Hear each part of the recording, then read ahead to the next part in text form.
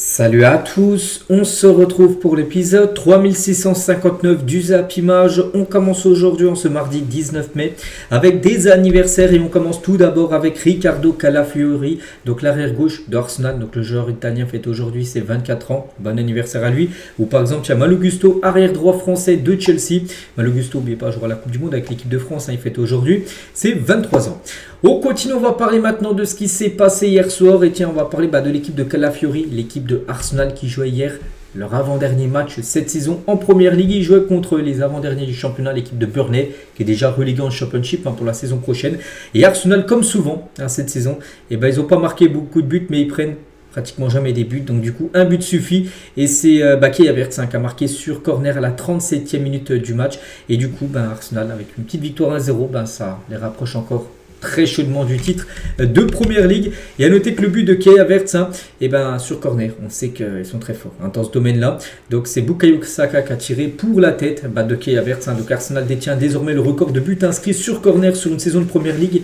18 buts inscrits comme sur corner. Je ne sais pas si vous vous rendez compte les gars, c'est énorme. Ils sont trop forts. Dans ce registre des corners, cette équipe d'Arsenal, et c'est Kai Havertz a marqué, mais Kai Havertz aurait certainement dû pas finir le match. Regardez comme la grosse semelle qu'il a mis sur un joueur de Burnley. Voilà, donc là, normalement, c'est rouge. On est tous d'accord, il n'a pas pris carton rouge. Donc voilà, là, il s'en sort très bien. Le joueur allemand. On va parler de Bukayo Saka. Donc c'est lui qui a tiré le corner pour le but de Kai Havertz. Donc il devient le deuxième plus jeune joueur à atteindre les 50 buts et 50 passes D en Première Ligue avant 24 ans et 255 jours. Donc il n'est devancé que par Wayne Rooney qui avait atteint également 50 buts et 50 passes D en PL à 24 ans et 84 jours.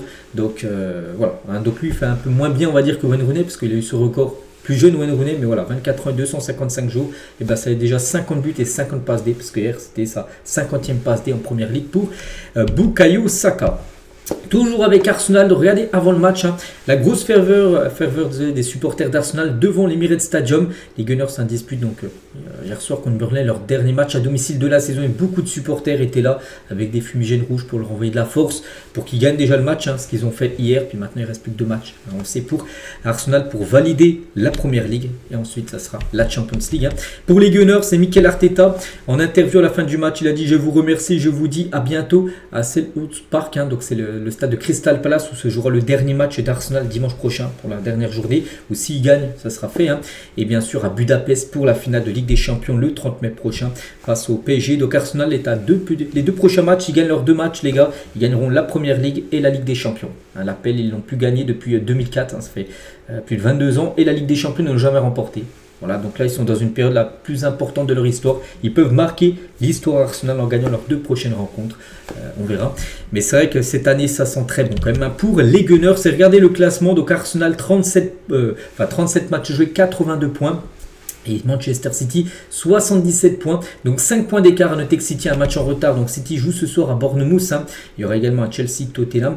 À noter que si City ce soir venait on va dire à perdre à Bournemouth, qui est totalement possible, parce que Bournemouth, regardez, ils sont ils jouent là, mais regardez, Bournemouth ils sont 6e et Bournemouth ils veulent accrocher la 5e place pour la Ligue des Champions. Il y a 4 points d'écart entre Liverpool et Bournemouth, donc si Bournemouth venait à s'imposer ce soir, pour revenir très proche de Liverpool avant la dernière journée. Donc c'est pour ça que c'est pas du tout gagné pour City. Donc s'il venait à perdre City ce soir, et Arsenal pourrait déjà être champion.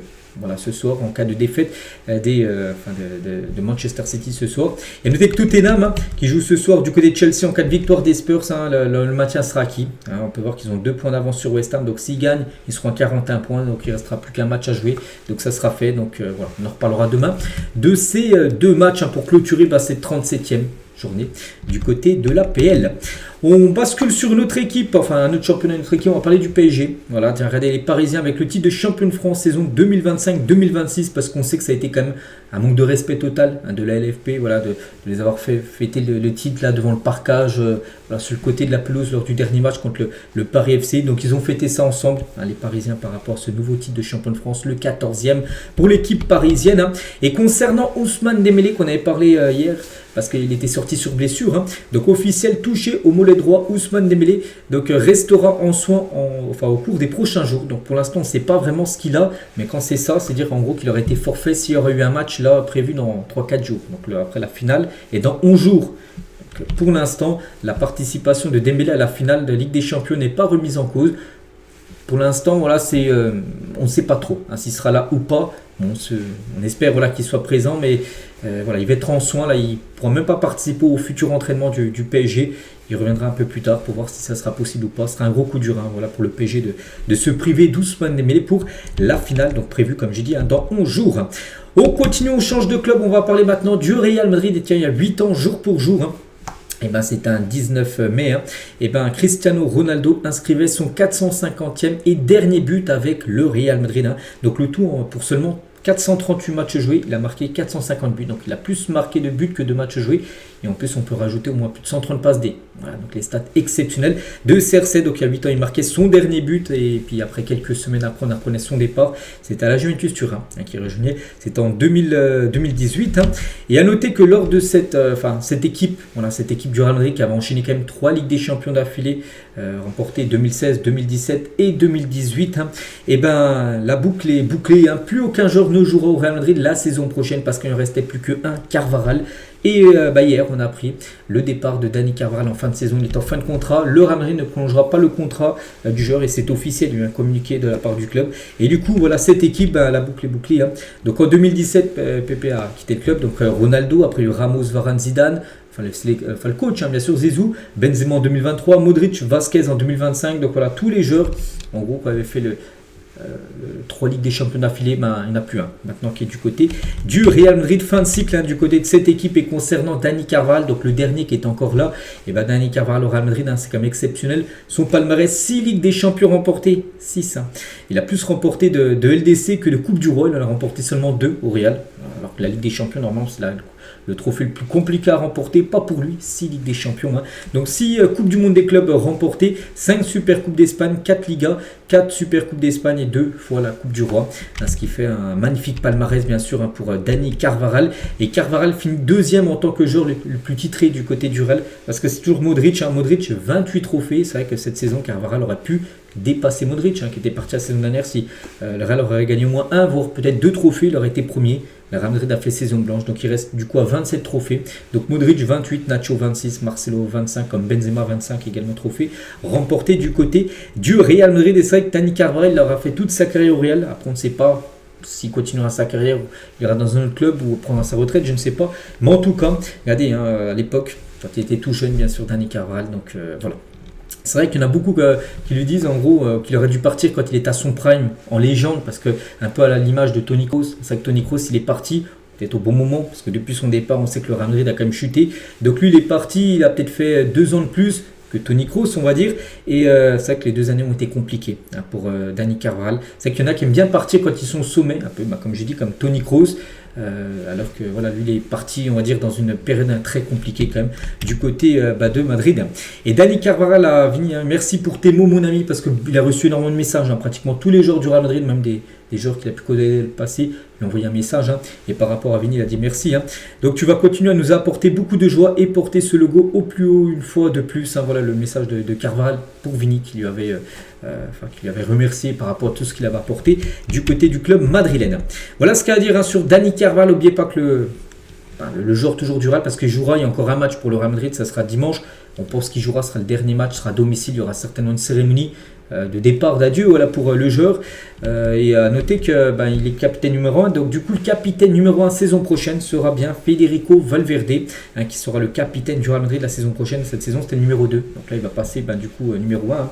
Donc il l'a pris par le club le même jour que l'annonce de la sanction pour la bagarre avec Tchouaméni. Oui, il y a 2 semaines, il s'est battu avec Tchouaméni. Et quelques jours après, donc il avait pris une grosse sanction. Il avait pris 500 000 € chacun d'amende, que ce soit Tchouaméni et Valverde. Et à noter que quand le jour il avait appris le montant de son amende, il avait appris également qu'il allait devenir le capitaine numéro 1 du Real. Donc il apprend une mauvaise nouvelle, mais il apprend quand même une bonne nouvelle avec le capitana. C'est lui le numéro 1 maintenant à Madrid. On continue avec Rudiger. Donc lui aussi il est en fin de contrat, un peu à l'image de Carvajal qui n'a pas été prolongé. Mais Rudiger, lui, va rester au Real. Le défenseur allemand va prolonger d'une saison supplémentaire chez les Madrilènes. Il sera coaché par Mourinho qui va débarquer, on sait, d'ici quelques jours au club.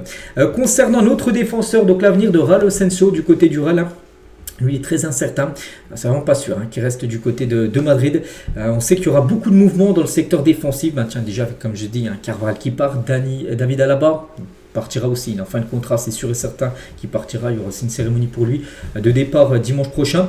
Et Raúl Asensio pourrait partir, donc il y aura aussi beaucoup d'arrivées dans le secteur défensif du côté du Real. Concernant Camavinga, donc lui confirme qu'il veut rester au Real. C'est que lui, sa saison a été très compliquée. On se souvient de son carton rouge qu'il avait reçu en quart de finale retour face au Bayern. Donc il a dit c'est toujours un plaisir de jouer au Real. J'ai toujours voulu être ici. Nous devons penser à gagner la saison prochaine. Voilà, en tout cas, lui ne veut pas partir. Il souhaite rester au Real Madrid pour au moins une saison supplémentaire. Concernant Kylian Mbappé, on apprend aujourd'hui que l'entourage de Kylian Mbappé est convaincu que Vini Junior veut le faire passer pour le méchant au sein du club. Donc le joueur se sent ainsi maltraité par Alvaro Arbeloa. Voilà, donc il y aurait des joueurs, enfin peut-être un joueur, soi-disant Vini, qui voudrait du mal à Kylian Mbappé dans le vestiaire du Real. Après, ça reste bien sûr être confirmé. Concernant le coach José Mourinho, Fabrizio Romano le dit avec son slogan Here we go. Ça y est, Mourinho, les gars, va bien débarquer au Real. De toute façon, on s'en doutait là depuis un mois, c'était de plus en plus chaud. Au début, les rumeurs, c'était Mourinho Klopp. Et Klopp, on avait appris en gros qu'il n'était pas intéressé par le poste. Et du coup, le Real Madrid s'est focus 100% sur Mourinho. Donc là, c'est une question de jour. Parce que voilà, le Real Madrid a déjà accepté toutes les demandes pour Mourinho. Donc déjà avoir son mot à dire dans les cibles de transfert sur les postes. Parce que là, comme je dis, le Real être actif sur le mercato, donc il aura son mot à dire. Si par exemple Pérez lui propose un joueur et Mourinho veut pas, le joueur ne sera pas recruté. Voilà, donc Mourinho pourra dire s'il veut ou pas le profil en gros que le Real Madrid étudiera. Donc aucune interférence du conseil avec l'entraînement de l'équipe, aucune conférence de presse inutile, et il peut amener aussi son staff. Qu'il avait du côté du Benfica, qu'il a toujours suivi, il peut l'amener au sein du club madrilène. Donc voilà, en gros tout ça, ça a été accepté du coup. Le deal va se faire. Donc Mourinho va signer un contrat de 2 ans au Real avec une année supplémentaire en option s'il remporte la Liga. Voilà, dans les 2 années où il sera sous contrat du côté du Real. Après, on sait qu'il peut signer 2 ans, mais il peut partir au bout de 6 mois. Xabi Alonso avait signé, je ne sais plus combien de temps, 3 ou 4 ans au Real Madrid. Il a fait 6 mois, il s'est fait virer. Voilà, donc Mourinho, c'est la même chose, les gars. Si la saison prochaine, ça ne se passe pas bien, il sautera. Alors, comme tous les entraîneurs, bien sûr, qui ont eu des échecs du côté du club madrilène. Et concernant l'arrivée de José Mourinho au Real Madrid, devrait être officialisé après le dernier match de championnat. Donc c'est ce week-end, je ne sais plus si c'est samedi ou dimanche. Donc là, c'est marqué samedi. Donc voilà, dernier match et peut-être le lendemain, le dimanche, ou voire peut-être début de semaine prochaine, lundi prochain. Et ça sera officiel. Mais voilà, ça ne sera pas officiel avant le dernier match, parce qu'il reste encore un match à jouer là en fin de semaine pour l'équipe du Real. Et toujours avec le Real de José Mourinho, part à la recherche aussi de 2 défenseurs centraux, voilà, d'un arrière droit, d'un milieu de terrain et d'un attaquant de pointe pour cet été. Donc déjà on peut voir quand même qu'il y a quand même 3 défenseurs qui pourraient être recrutés, 2 défenseurs centraux et un arrière droit, un milieu et un attaquant. Voilà, donc pour la saison prochaine. Voilà ce qu'à dire du côté du Real. On va parler maintenant un peu côté FC Barcelone. Et tout d'abord, bonne nouvelle, je pense pour tous les supporters du Barça, parce que c'est fait Hansi Flick, le coach actuel, prolonge de 2 années supplémentaires avec le FC Barcelone. Donc jusqu'en 2028, donc il a une année aussi en option, jusqu'en 2029, Flick. Mais voilà, en tout cas, c'est fait. Il vient de prolonger son contrat. Regardez, vous savez de toute façon qu'il allait prolonger son contrat dès que le titre était acquis. Donc le titre a été acquis là, il y a une dizaine de jours lors du Classico. Donc Hansi Flick tout sourire après avoir prolongé son contrat, bien sûr avec le FC Barcelone. Toujours avec le Barça et le Real. À noter que le Barça va gagner quasiment 55 millions d'euros pour avoir remporté la Liga cette saison. Donc le Real Madrid qui finit du coup deuxième, c'est sûr, ils ont celle de leur deuxième place, touchera à peu près 48 millions d'euros pour sa deuxième place dans le championnat espagnol.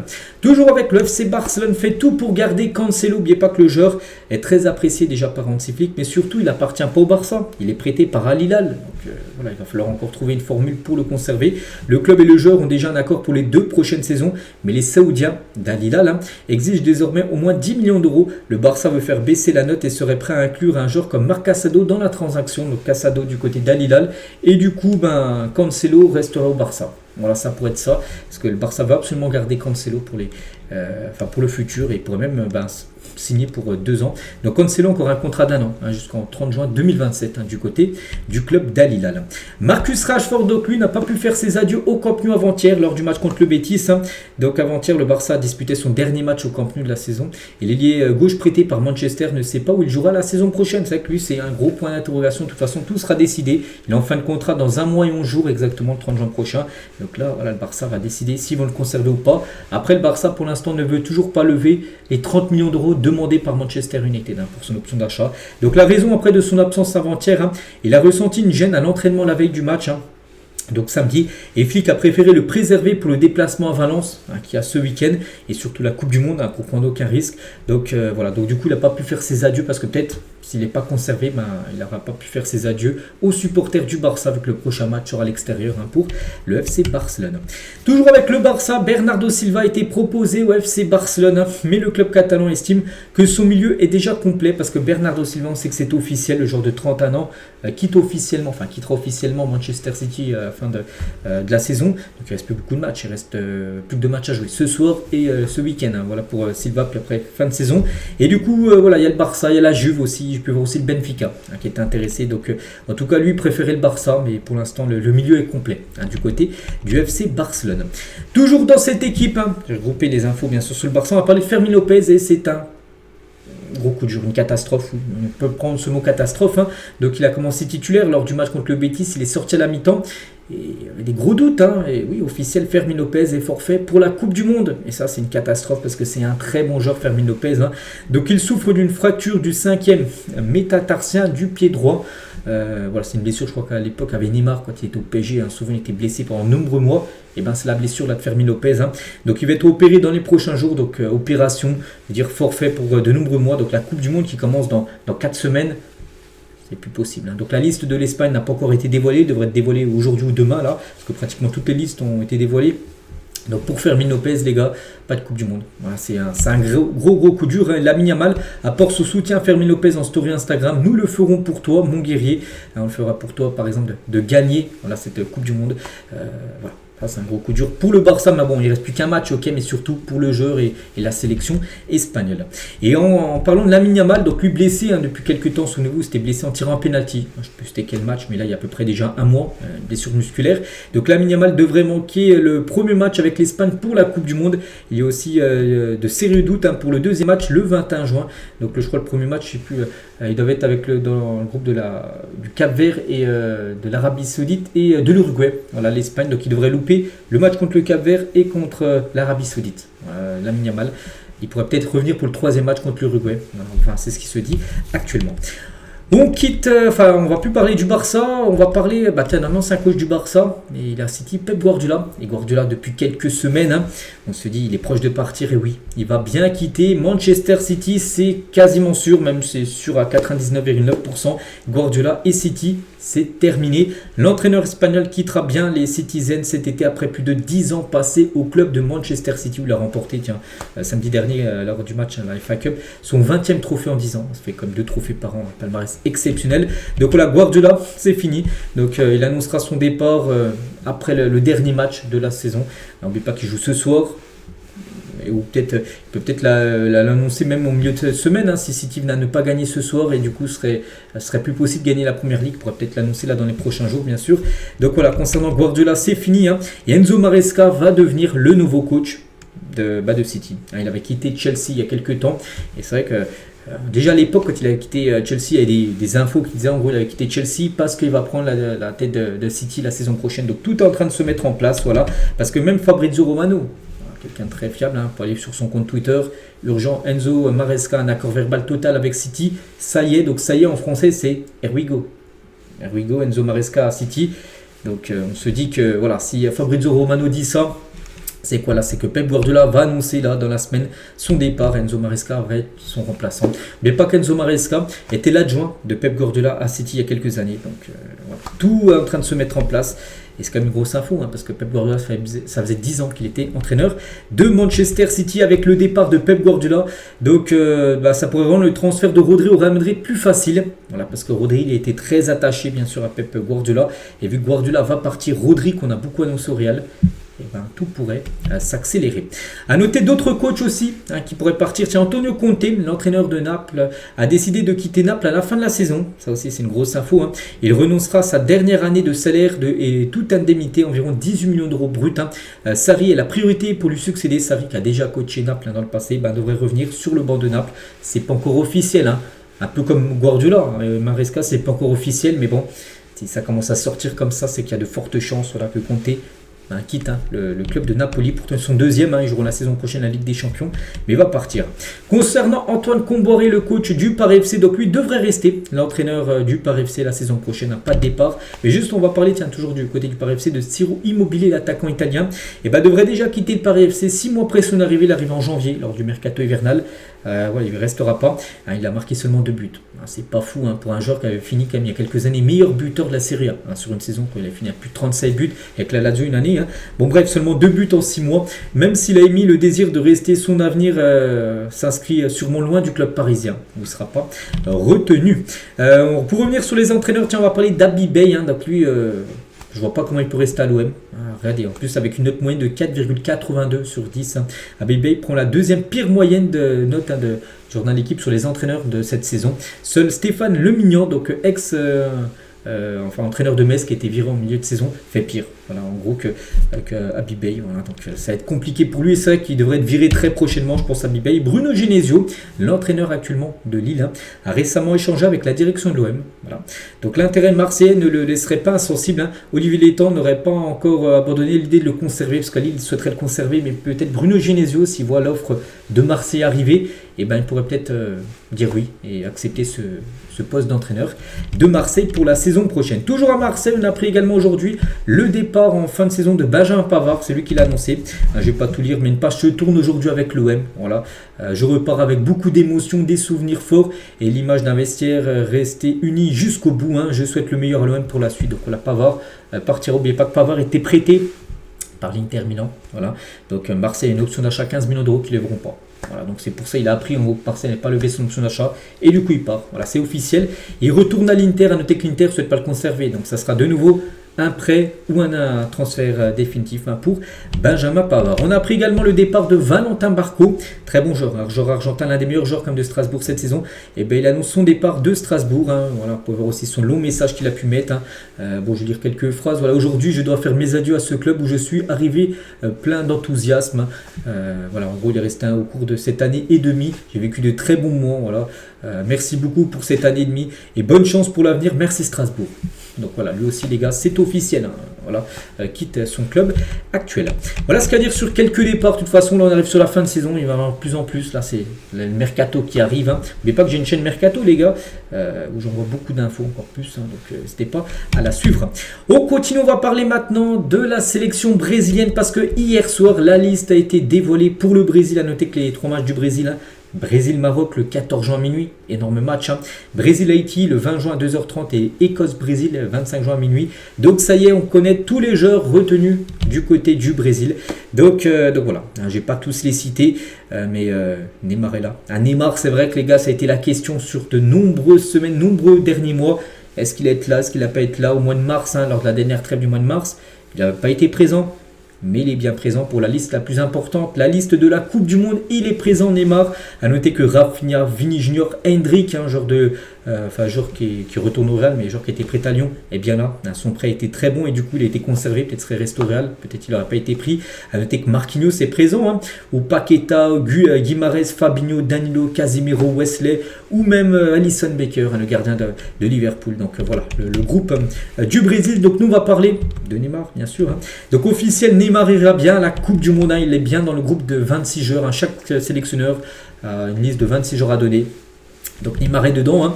Et là, ça l'a poussé un énorme cri de joie. Voilà, parce que quand il a fait ça, il a annoncé. Donc il y avait beaucoup de personnes qui se sont réunies. Et dès que tout le monde a entendu le nom Neymar, tout le monde a crié.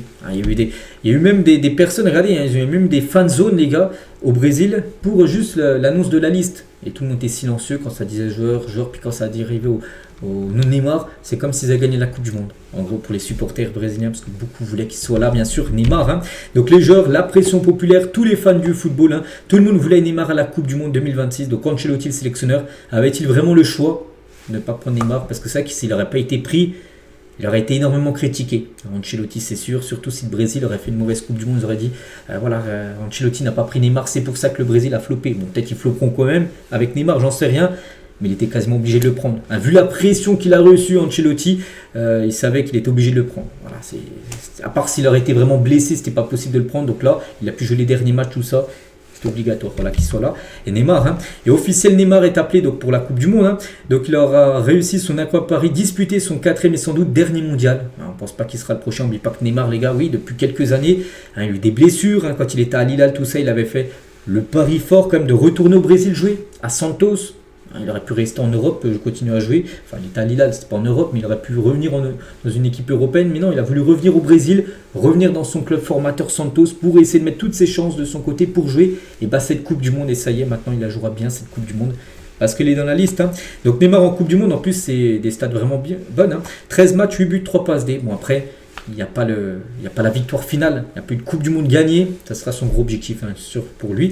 Et toute sa sélection, et tiens, Felipe Melo en mars dernier, il a dit, celui qui dit que le Brésil n'a pas besoin de Neymar, je le détruis. Hein. Neymar, même avec une seule jambe, est le meilleur joueur de la sélection brésilienne. Peut-être, mais en tout cas, c'est un joueur.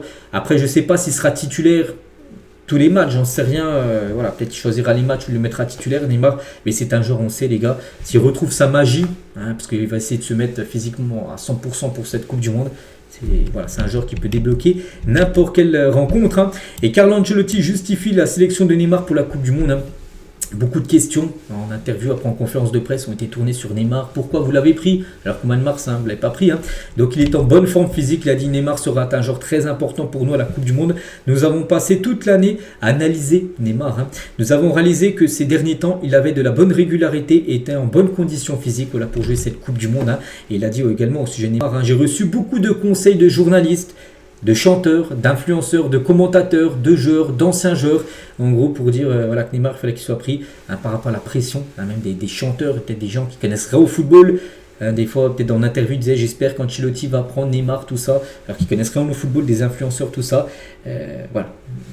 Il a dit qu'il a reçu beaucoup de personnes lui ont dit prends Neymar, il faut absolument que tu le prennes. Bon, après, il a pris aussi sa décision lui-même, mais on sait que ça, c'est aussi balancé. Hein. Bien sûr, dans la balance, et c'est aussi que c'est un très bon joueur, Neymar. Et surtout, il est en bonne forme actuellement. Bah voilà, tu ne peux pas te priver d'un joueur comme ça. Il y a noté que Neymar avait tourné 4 publicités avant même de savoir s'il était convoqué pour le mondial entre fin avril et début mai. Donc là, il y a à peu près, on va dire, 4 semaines. Hein. Il avait tourné des publicités, mais il ne savait pas s'il était présent ou pas. Hein. Donc par conséquent, le joueur a enregistré 2 versions de chaque pub. Hein. Donc l'une comme s'il était convoqué et l'autre hein, pour soutenir ses coéquipiers. Donc 2 pubs ont été faits comme s'il avait gagné, comme s'il, pas gagné, mais comme s'il avait été retenu pour la Coupe du Monde, ce qui est fait. Hein. Et aussi 2 autres pubs du coup qui sortiront jamais. En gros, il soutenait ses collègues parce qu'il n'a pas été pris.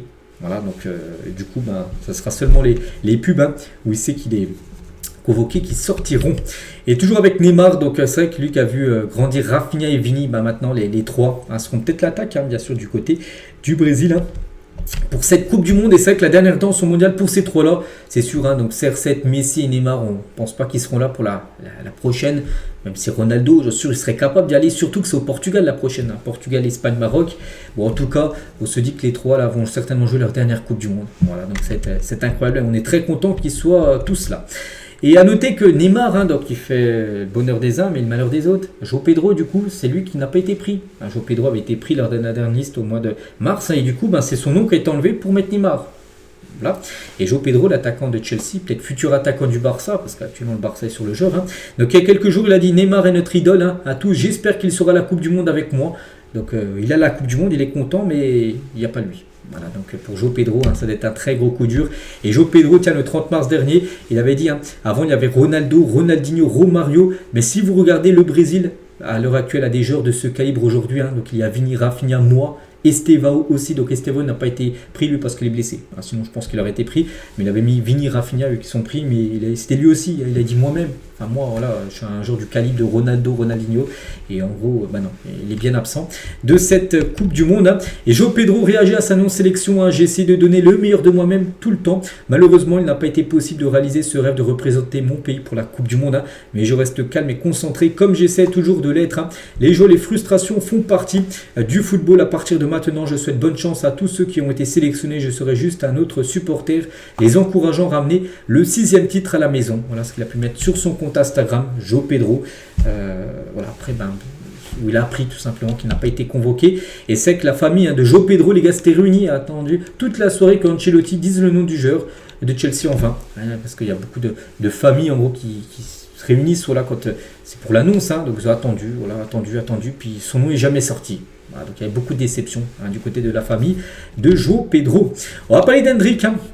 Et sa compagne a fait la convocation pour la Coupe du Monde pour Hendrick, qui a fait 6 bons mois du côté de Lyon. Donc il a été appelé.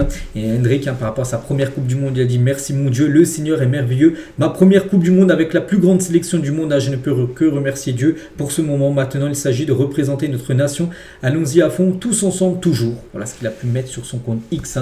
Voilà, Hendrick, par rapport à qu'il a vu son nom en gros dans le groupe. Voilà ce qu'il y a à dire sur cette sélection brésilienne. Voilà.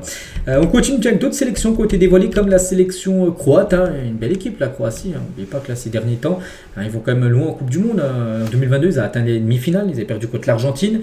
Et celle d'avant, en 2018, ils ont atteint la finale. Voilà. Donc, voici tous les joueurs retenus par le sélectionneur. À noter que Luka Modric est bien là. Il est, je le cherche, Luka Modric.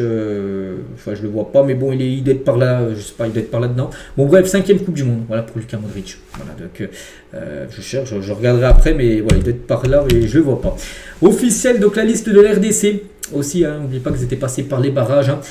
Portugal RDC, Colombie RDC et RDC Ouzbékistan pour date horaire. Donc voici les joueurs retenus. Voilà, pour cette Coupe du Monde. Chancel Mbamba, le défenseur de Lille, est bien sûr présent. Sadiki, joueur de Sunderland, est présent. Bakambu, un attaquant du Betis Séville, est également aussi présent. La liste du Cap-Vert pour la Coupe du Monde 2026. Donc premier match pour eux contre l'Espagne, où j'ai dit tout à l'heure Lamine Yamal devrait être forfait. Voilà pour ce match. Le 15 juin, ensuite un Uruguay-Cap-Vert et un Cap-Vert-Arabie Saoudite. Donc voici les joueurs retenus par le sélectionneur du Cap-Vert. Concernant Curaçao qui va participer pour la première fois à la Coupe du Monde. Jamais ils avaient été dans une phase finale de Coupe du Monde. Donc Allemagne-Curaçao, Équateur-Curaçao et Curaçao-Côte d'Ivoire. Date et horaire, on peut voir à chaque fois. Donc voici les joueurs retenus. Donc ça, c'est les joueurs là. Je connais quasiment aucun joueur. Voilà de cette liste. Du côté de l'Autriche aussi, ça a été dévoilé. Autriche, Jordanie, Argentine, Autriche et Algérie, Autriche. 4h, 6h du matin et 19h contre l'Argentine. Donc voici les joueurs appelés. Même s'ils sont en petit. On peut voir que par exemple David Alaba, un joueur actuellement du Real, qui partira, il est juste là, le premier là, est bien sûr présent du côté de la sélection autrichienne. Et juste on finit les gars aujourd'hui, parce qu'aujourd'hui pour avoir la liste du Portugal, qui va être dévoilée, grosse nation, le Portugal. Elie Junior Kroupi, attaquant français de Bournemouth, pourrait jouer la Coupe du Monde avec le Portugal. On apprend ça d'après Abola. Donc Abola, c'est un journal un peu équivalent au journal L'équipe, mais au Portugal. C'est un journal très sérieux. Donc l'attaquant de 19 ans, dont la mère est portugaise, pourrait être la surprise de la liste de Roberto Martinez, qui sera annoncé du coup maintenant aujourd'hui. Voilà, donc Junior Kroupi, qui n'a pas été appelé à l'équipe de France, pourrait peut-être être appelé avec le Portugal. Il n'a jamais joué avec le Portugal, même avec les jeunes, tout ça. Il pourrait être la surprise d'être appelé aujourd'hui. Voilà. L'article de Abola qui mentionne possible sélection d'Elie Junior Kroupi, l'attaquant de Bournemouth, pourrait bien être la surprise de Roberto Martinez dans la sélection pour la Coupe du Monde, écrit le journal portugais. On verra. C'est vrai que ce serait une énorme surprise. Voilà, alors qu'on apprendrait ça seulement la veille, voilà, parce que les rumeurs sont sorties hier. On verra. J'espère pas qu'il sera pris, parce que moi j'espère que ce joueur arrivera très prochainement en équipe de France, qu'il est très bon. On verra ce qui se passera. Aujourd'hui, à noter que des listes comme l'Espagne, tout ça, des autres sélections seront dévoilées aussi là dans les prochains jours, parce que là, toutes les listes doivent être dévoilées très prochainement. Donc voilà ce qu'il y a à dire aujourd'hui. J'espère que ça vous a plu. On se retrouve nous demain mercredi pour le prochain numéro. Je vous souhaite une très bonne journée et à demain.